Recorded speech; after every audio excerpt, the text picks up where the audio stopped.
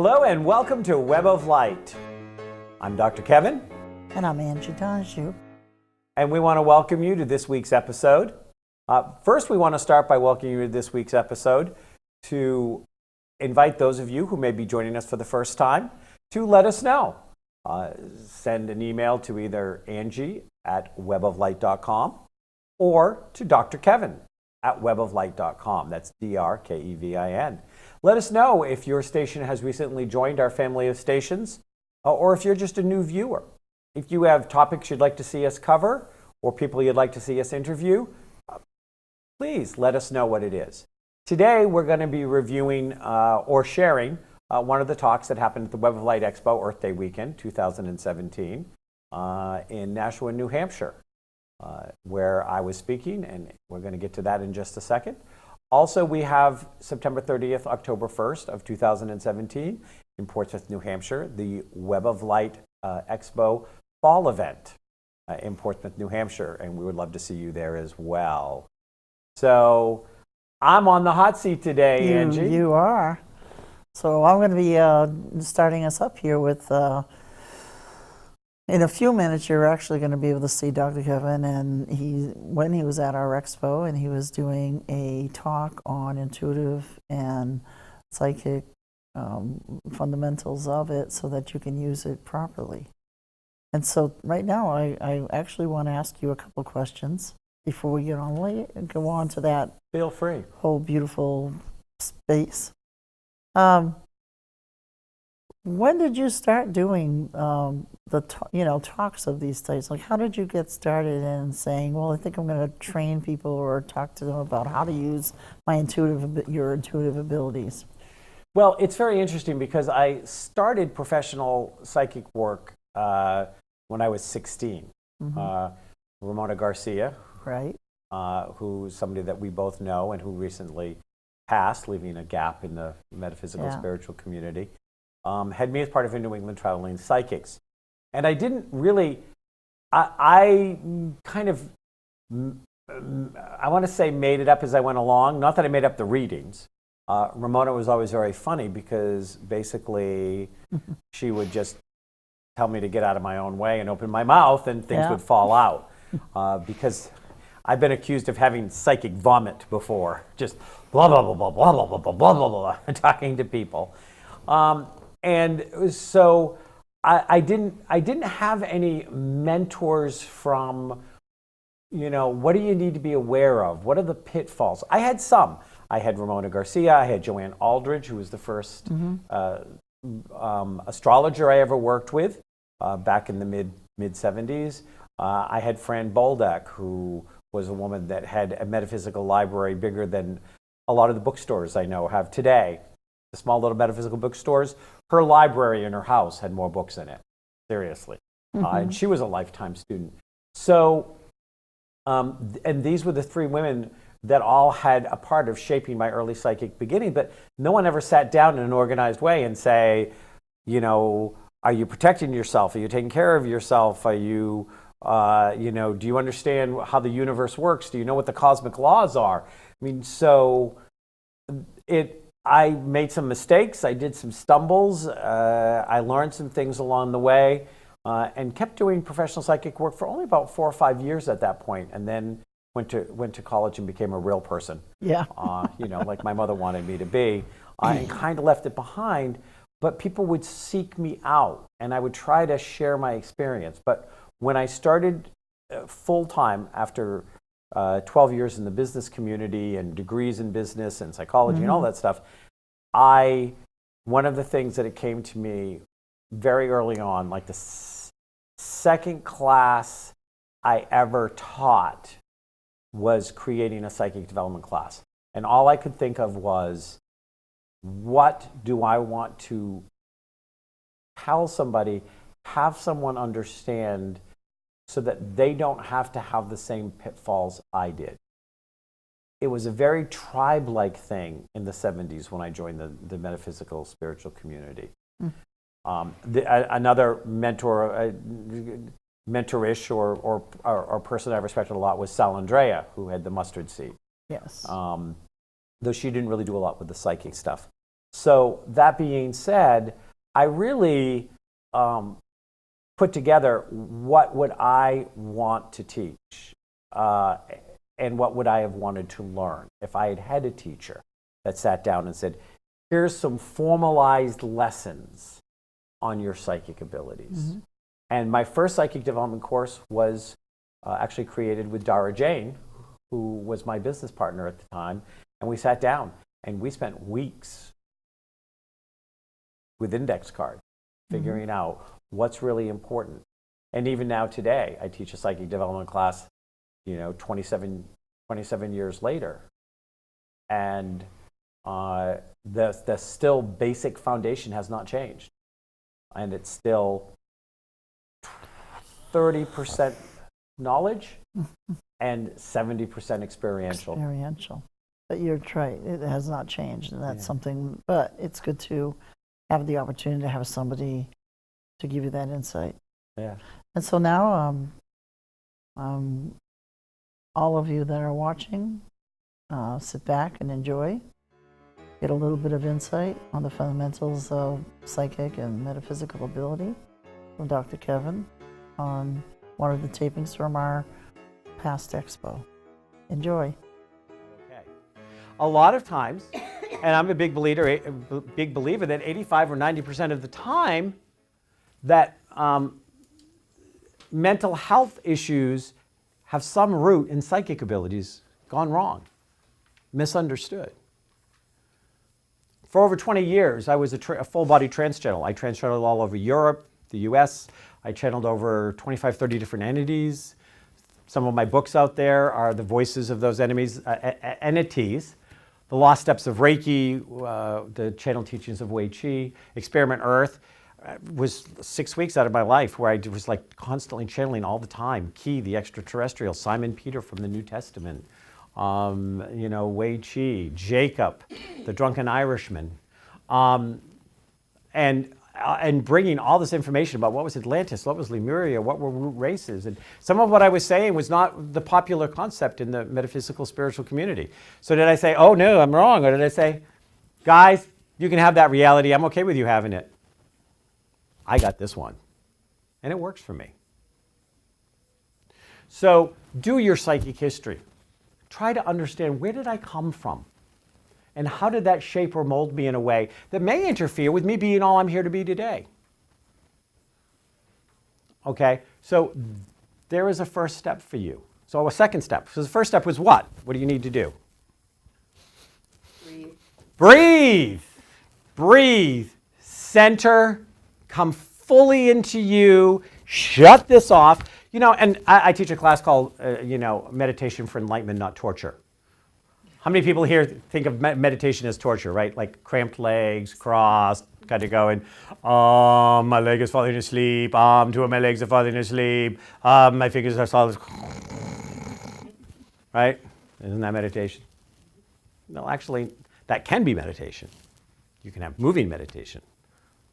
I have several books out on ADD and ADHD. I'll be speaking on that tomorrow, called Managing the Gift and why it's a gift and part of the evolutionary process. My ADD kids, and I don't care whether they're 3 or whether they're 83, my ADD and my ADHD kids are not going to do for any length of time. But I can teach them how to do a moving meditation, a meditation where you're actually meditating in an expressive, full way with your whole body. Okay? So then, the next part of moving into your own daily intuition and to do this is a big issue of psychic abilities. Psychic is like a muscle. The more you work with it, the stronger it gets. One of the classes that I've been teaching the longest is a psychic development course. I've been teaching that for over 25 years. I've taught it up in the Bernese Alps, and I've taught it in Fairbanks, Alaska, and I've taught it in Hawaii and all over the place. It's a very simple beginner class. I'm teaching it in Hudson in the fall. But the psychic development class is and that moving into that forward motion is about psychic being a muscle. And what muscles do you have and what comes naturally? Some of you in this room, if they yelled fire, could run very fast. Some of you would just take out marshmallows and go, yeah, it's over for me. I might as well go with a smile on my face, right? But some of you may be very gifted at playing the piano, or dance, or writing, or channeling, whatever it is. But if you are somebody who can lift a lot of weights, and how many people have seen, aren't they really ridiculous looking? So, yeah, that worked well, didn't it? Well, at least it was a breeze. You know what? You got to take what you can get sometimes, right? Isn't that life? So how many people here have seen the kind of thing where you see somebody who's a muscle builder, and they go, and they got the, and you look and you go, pencils. They have pencils from the hip down. They're about this big. You go, you think they'd tip over, right? Right, Or they got big, humongous legs, right? Oh, this is so heavy. Okay? Because they spend all their time developing one muscle group. And really, to be healthy, you want to develop all your muscle groups. So you have to decide, how does your psychic play out for you? If you're going to develop it and it's a muscle group, where is your psychic strongest? Are you clairaudient? Are you clairvoyant? Are you a channeler? Are you a healer? Are you an empath? Where does it come out naturally? Where has it been coming out naturally your whole life? But you've pushed it away. You haven't embraced it. Or you haven't worked on it. Because as you work on it and it gets stronger, you can be doing things for those things that, and this happens every time. Every time I get a group full of students, somebody goes, oh yeah, I can do that. And somebody else goes, oh my God, I've always wanted to do that. And they oh yeah, it's no big deal. I want to do that. And this one wants to do that. No one ever wants to do what comes naturally. It doesn't seem like it's really it's just not really sexy to do what comes naturally, right? We got to be something other than ourselves if we want to be attractive, if we want to be sought after, if we want to be one. We can't just be us. Who wants a schlep, right? But when you get to it and you go, hey, I'm really good at mediumship, and I'm really good at clairvoyance, and I'm really good at hands-on healing, and I'm really good at automatic writing, and I'm really good at this, and I'm really good at that. But you do that, and that gets a little stronger, you can find that you can start to do some of the other things. But it is just human nature that the one thing you are worst at is the thing that you think most you need to do to be able to be successful, right? How often do we do that in one way or another? So, identify what are your psychic gifts. Maybe you can say, well, I do get feelings sometimes. Sometimes I might see colors around. My dream state's very active, and I know that sometimes I know things because of it. Do you hear it? Do you close your eyes? Or even sometimes leave them open? I'll do readings with people sometimes, and I'll be, especially interestingly enough, if I'm doing past life readings, I'll be like, my eyes will be wide open, and I'll be describing what they looked like and what year it was and why this is an important lifetime for them now. And sometimes they can hook in and they can see and they can point out things in my vision of their past life. I had a psychic development class once that was an advanced psychic development class. So I have an entrance level and then I have an advanced, and then I have worked with many people individually after that have gone on to become professional psychics. But I had an advanced, so we had this class of 12 people coming together that came out of 3 or 4 different classes, and 2 or 3 came, and 2 or 3 came, and 2 or 3 came to form a weekend, a psychic development weekend. And I give this exercise in their dream state, and this class came in, and many have not even had met each other on Saturday morning. This class all came in on Sunday morning, and we were doing advanced dream interpretation. What does it have to tell you, and how can you use it as a tool, and how can you move forward? So, just as an example, this young lady said, well, I had this dream last night, and this young lady over here goes, yeah, and there was a tree in it, right? And the tree was like this over here, and there's just like, yeah, and this one was, yeah, and I saw the tree, and over here was that, yeah, I said, yeah, I didn't see it. And this one, all 12 of them connected and shared the same dream, different parts of it. And these 12 people, again, many who had not even worked with each other in the early levels, little groups came together, and we tapped into a group past life they had had. And they had all decided to take this class because they needed to bring this group back together. So as we're going forward, we also, besides doing psychic exercise, here's another piece of homework. So breathe, okay? Do your psychic history, see what your blocks are, see if you can identify them, because we can't get rid of blocks we can't identify. I don't think anybody was at our morning breakfast that I spoke at this morning. I think you guys all slept in. Anyway, but as I said this morning, that which is our shadow side doesn't want us out in the light, does not want to be illuminated, but we all have one. To not identify that you have a shadow side is to invite the shadow side to take you out, and it will, because we all got one. And so as we are doing this, we want to know that we are allowing ourselves to become our fuller us. So we have to get rid of the blocks. We have to find what are the incorrect belief systems we have about who we are or what we do or whatever. And we have to be able to work with those and move forward. So you do your psychic history to get rid of that. Your breathing so you can get rid of the noise and do the stuff. You identify what your psychic abilities are and how they play out. And then you start to work at moving them forward through exercising them. Through doing psychic exercises that will help improve them. By doing them on a daily basis. How many people here feed their physical body on a daily basis? Can I see a show of hands? Those who do not raise their hands, I'm going to ask how many days in a row do you tend to miss food? So one more time. How many people here eat on a daily basis? Oh, okay. I saw it. A couple extra hands come up. Picking on people is just a great way to, even if they're lying to me. Somebody say, I haven't eaten for 72 days, but I didn't want them to pick on me, so I raised my hand anyways. So you eat every day. How many people do something? Hug a loved one. Think of somebody that's touched their life, even if they've gone into to the great beyond. Pat a dog, cuddle with a child or a cat. Do something that your emotional body gets a little something out of it. Emotionally, you get a little something out of it, right? Intellectually,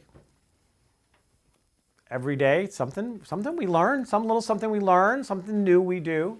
So, sometimes we're kind of passive. We can be a lazy race, according to my extraterrestrial channel Key.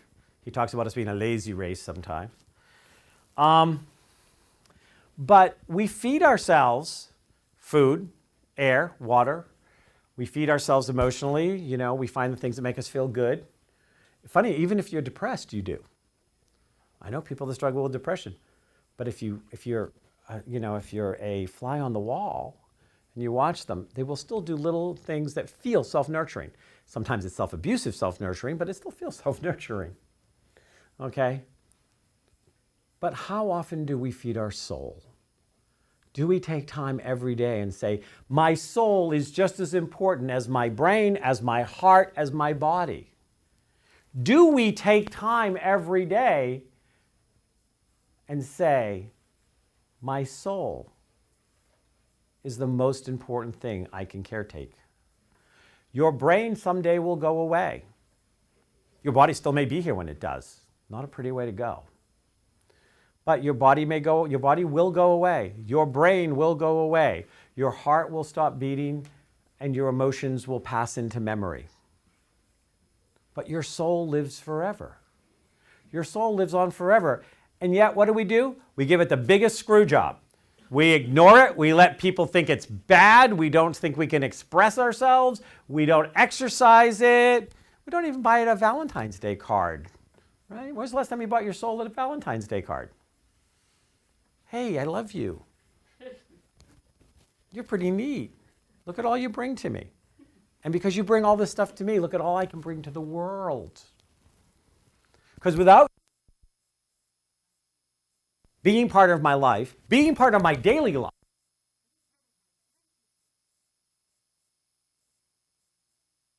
the world. I truly believe that each and every person came in to change the world in a positive way. Sometimes that positive is through negative actions, but it may change the world in a positive way. That every time somebody dies without becoming 100% who they were here to be, they have cheated the world. The world has suffered because they could not get beyond their fear. The world has suffered because they could not get beyond their doubt. The world has suffered. That world includes their loved ones.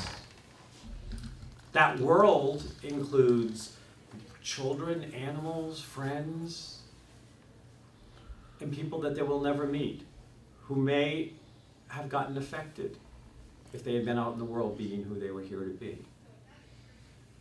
The world grieves every time one of us dies unfulfilled because we made a promise to that world when we came in. We came in to do something to make the world feel our presence. And so, daily do something for your soul. That can be reading something that you feel fills your soul or expands you. That daily something can be the psychic exercises I'm talking to you about, what I want you to do. It's that daily is loving yourself from the soul out instead of keeping it hidden in a way somewhere. We are each a cell in the body of God. If your cell is not functioning properly, my cell gets negatively impacted by it. Sometimes a little, sometimes a lot. If you are a cancer cell in a liver, it's going to affect the cell in the toe. When we allow injustice to happen and say nothing, when we things are wrong, when we do not live in the integrity of what we know to be true and who we are, we can become a cancerous cell in our family, in our workplace, in our community. We can become that cancer cell that starts affecting. They say you can take a room of 20 people and only one has to go into a bad mood and everybody else's mood goes down. However, and I have proved this in life, I can go into a room full of negativity and lift everyone up because I got a big mouth and I'm not afraid to use it. And I got a big heart and I'm not afraid to use it. Little side note, how many people ever had this, you hug this way because it's heart to heart? How many people are familiar with that? That when you hug this way and it's a heart-to-heart hug. And it's very big in the spiritual community. And you'll go to hug somebody. And I hug a lot. And hugs are always free with me. And sometimes people go, oh, no, we want to hug heart-to-heart. And what I say is, my heart's so big you couldn't miss it. No matter which side you hug me on. Sometimes we get caught up into cute little inane things to pretend to be spiritual instead of just being spiritual. If you hug somebody with unconditional love and acceptance and says, and I have people, I used to teach, well, I still do sometimes, but I teach at an MBA level boot camp for entrepreneurs. I go into a room sometimes of 200 or 300 business people. When I first started teaching there years ago, a lot of these were businessmen. They would be wearing still suits and ties and stuff like this.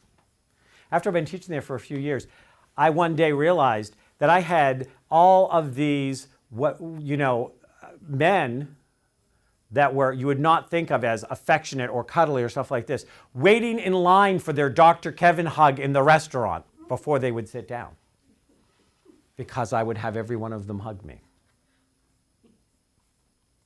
So as you are identifying your psychic abilities, as you are moving forward with your psychic abilities, and you start to exercise them, if you want to be living a better daily life, you have to be present not only with them, but with you and with who you are. There is one last little component I like to cover here in this little overview of how to make yourself live a better life through your daily intuition. And that is the one of faith. Because at the end of the day, it always comes down to faith. Years ago, I wrote a poem called Fears of a New Psychic. I'll probably read it on my TV show at some point. For any of you who have not caught it, please, tune in to Web of Light. It's a weekly TV show that I do with Angie. And I'll share some of my poems there, or on dragons, unicorns, and other creative creatures. That's a new show I've just started to highlight and support people in the arts. Any kind of arts, any kind of creativity of any kind.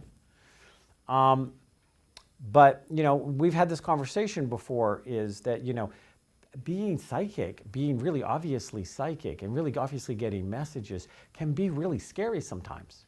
Because you're getting this nebulous piece of information that you have no idea whether it's right or it's wrong. You're trusting, you have to trust that if you get quiet and you get a message for somebody, that it's valid and you're just not, as somebody in your past told you, crazier than a hoot owl. Okay? It's really tough. I remember once being at an expo with my first spiritual business partner, Dara Jane, who's going to be here this summer, summer into fall. She's coming into town for a couple of months. She's going to be here for my wedding. I'm getting married in October, and she's going to be here. And we started our spiritual business together 27 years ago. We're going to be teaching actually we're going to be teaching a transformational weekend together. We haven't taught for 10 years together, probably 20. It's so hard when you're not that old to have that many years, right? But Dara Jane and I were there, and we were talking, and there was an expo like this, not as big or as beautiful as this, mind you. But there were some other readers there, and it was very popular back in the early 90s to, that they would be like light and airy and flaky, and, they were kind of like out there, and it was all great, and you just want to sit in there, even if their words didn't make sense, you knew you were getting something out of it, and something like this. And I came along as the most practical, pragmatic, spiritual person you'll ever meet. In fact, I had a reporter call me the psychic sledgehammer. Seriously, I still use the moniker psychic sledgehammer. It's because a reporter did it on me. But I was saying at this expo, I was saying to Dara before we went in, and there was some, some people were coming to their tables and stuff like this, and I was like, I don't get it. I've never sat with anybody. I started doing professional psychic work in the late 70s. I was 16 years old, sitting across the table in the mall in New Hampshire with Ramona Garcia and the New England Traveling Psychics doing readings. I have never met anyone I couldn't read. Just haven't. And we were talking about that because some of the readers were saying, oh, I hope so-and-so doesn't come. I can never get anything on him. Or I have people come and say, oh, no psychic ever can get anything on me. And I go, so why do you need to have that reality? Does it make you feel good? Is there a wound in your life that needs you to feel good about the fact that you sit there, you pay money that you know you're going to throw away because you block like hell? Because you don't want a psychic to get there? Are you afraid that, we'd run out of the room screaming if we read your brain? Is that the issue? But anyway, so I said that. This woman came in, sat down a little later in the day, and Spirit has a sense of humor. Sometimes I don't always appreciate it. Did you notice that God's sense of humor is not always funny to the person who's experiencing it in that moment? Yeah, I'm looking. You got it. She's like, oh, I can think of a few times I've not been impressed with God's humor. And she sat down, and I started doing a reading for her. And I said, okay, so I'm getting you going on a cruise. I mean, I see you on the water, the cruise. Not that I know of. I see you going on this cruise to like Alaska. Because I can see it, it's Alaska, it's like cold. It's not like going to the Caribbean. It's a very specialized cruise. And she's like, no. I'm like, okay. God's having a go at me here. God's taking a mickey out of my arrogance, right? I probably sounded arrogant when I said that. Okay. And so I tried to get another message. And they're like screaming in my head. There's something that's going to happen on the cruise you need to tell her about.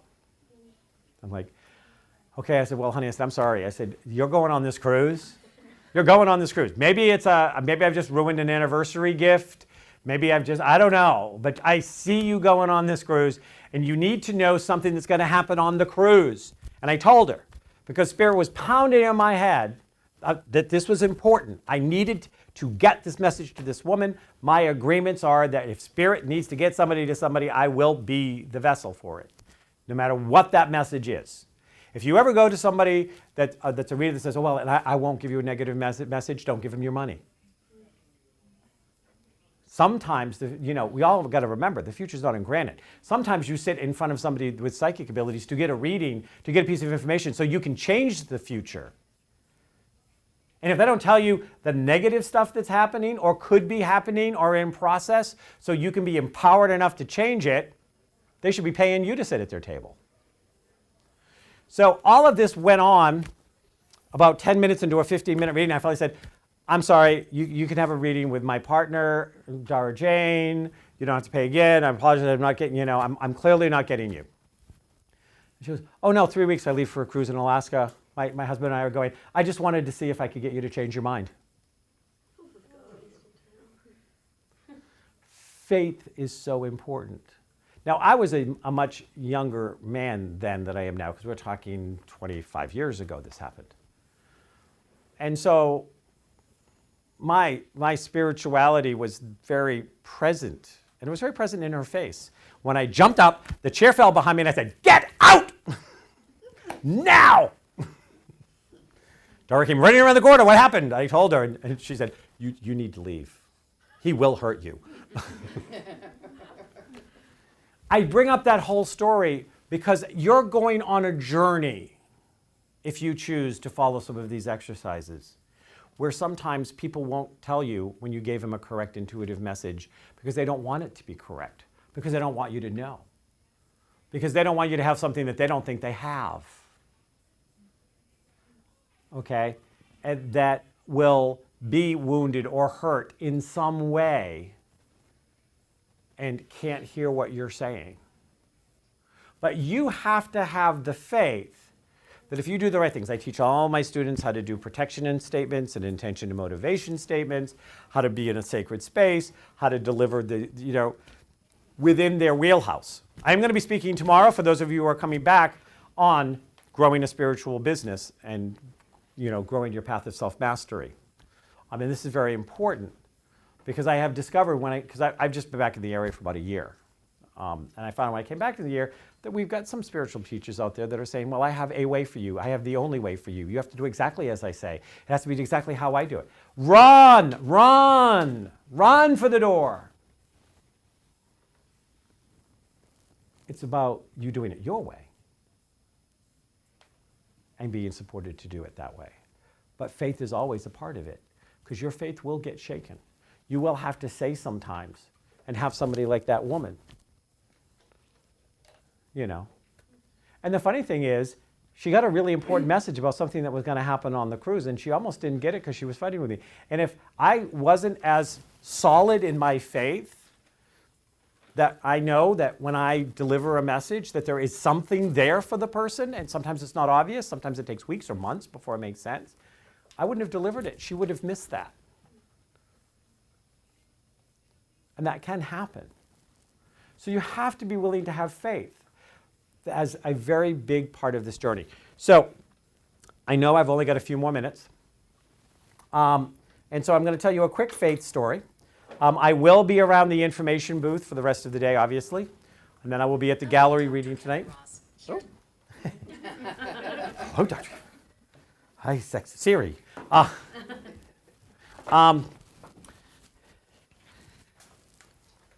many people think that they have faith? If you feel like you really have faith in what you believe in who you are, or your relationship with a God, Goddess, Ali, Buddha, Great Pumpkin, I don't care what you call it, I want you to stand. I really want you to stand. Don't stand in front of the camera now. We don't want to miss that. Just stand in front of your seat. Because we did that. So of the people, so these are the people who really feel like they have faith. So, and I think that's a great and wonderful thing. So I'm going to tell you about my faith test to end this. I'm going to pass it on. So I start that spiritual business in Portsmouth. I leave my corporate world behind for 12 that I've been at 12 years. I leave my secretary and everything behind to go do what I was born to do. I get it all built up. I prove that you can have a successful spiritual practice, that I can make a living at it. I actually had just won an award as Holistic Practitioner of the Year. And I'm standing in my office, and the door is in front of me, and it's the only door in my office, and I'm on the second floor. Behind me, I hear a voice, and I know that that is the voice of Spirit. And it says, sell everything and go on the road. I need you there. 6 months later, I have liquidated everything I had except highly personal things, which went to my sister's and my brother's house. I am living in a car, not knowing where I'm going to go for my first stop, but knowing that I was told by the voice of Spirit to do this, and spent 2.5 years on the road like that, weaving a web of light out there. If the voice of God came to you tonight and said, sell everything and go on the road in the next 3 to 6 months, would you be liquidated and in your car driving to nowhere that you knew of? If not, sit back down.